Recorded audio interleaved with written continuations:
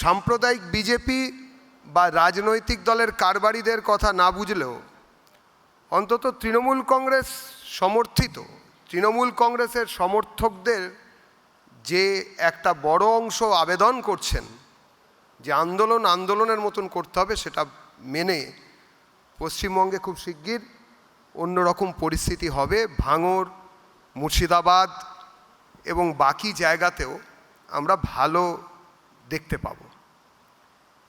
এটা এক অদ্ভুত রাজনৈতিক অবস্থা। ওয়াকফে বাড়ছে উত্তাপ, অশান্তিতে কার লাভ? কার লাভ? এই সময়ের জিনিসপত্র যে ভুলে গেলে যার সুবিধা হবে। 26,000 শিক্ষকের চাকরি চলে গেল, 80,000 লোক রাস্তায় ঘুরে বেড়াচ্ছে তাদের পরিবার পরিজন নিয়ে। এখন তার কোনো সংবাদপত্রের প্রথম পাতায় এই নিয়ে কোনো আলোচনা নেই। গত 10 দিন ধরে শুধু ওয়াকফ আন্দোলন, রাস্তা বন্ধ, একের পর এক পুলিশের গাড়ি পুড়িয়ে দেওয়া। অন্যদিকে যারা চাকরি প্রার্থী, যারা আন্দোলন করেছিলেন তাদেরকে পা দিয়ে পুলিশ লাথি মারছে, তার দু একটা ছবি।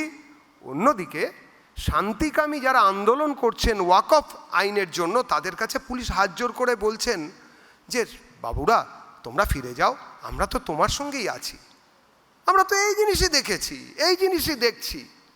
বাকিবুল্লাহবাবু বলছেন বা বাকিরা বলছেন এই জিনিসই চলছে। যেটা ঘটনা যে এই পুরো আইন প্রণয়ন করেছেন 2 কক্ষ, একটু সময় লাগবে। 2 কক্ষ, আমাদের রাজ্যসভা এবং লোকসভা। 38টা মিটিং হয়েছে, বিভিন্ন সংগঠন সংশ্লিষ্ট তারা সেখানে মেমোরেন্ডাম দিয়েছেন। প্রায় 6 মাস ধরে এই জিনিস চলেছে, সারা রাত ধরে প্রায় বিতর্ক চলেছে। তারপরে বলছেন আইন পাস করেছেন, রাষ্ট্রপতি সই করেছেন, এখন বলছেন কিছু লোক মানব না। 2বার টিংটং বেজেছে, সুতরাং যেতে হবে। যারা এর পরে কথা বলবেন তারাও আশা করি শান্তির কথা বলবেন, শান্তির পথে থাকার কথা বলবেন, যাতে আর বেশি উত্তেজনা না ছড়ায় তারই চেষ্টা করবেন। আর উত্তেজনা যারা ছড়িয়েছে সরাসরি, এঁকে বেঁকে নয়, সরাসরি কারা উত্তেজনা ছড়িয়েছে, কারা গাড়িতে আগুন দিয়েছে, কারা রাস্তা অবরোধ করেছে, কারা লোককে তাড়িয়ে দিয়েছে, কাদের জন্য গ্রামের পর গ্রাম উজাড় হয়ে বিভিন্ন ক্যাম্পে থাকতে হচ্ছে, সে কথাটাও আশা করি মন দিয়ে বলবেন।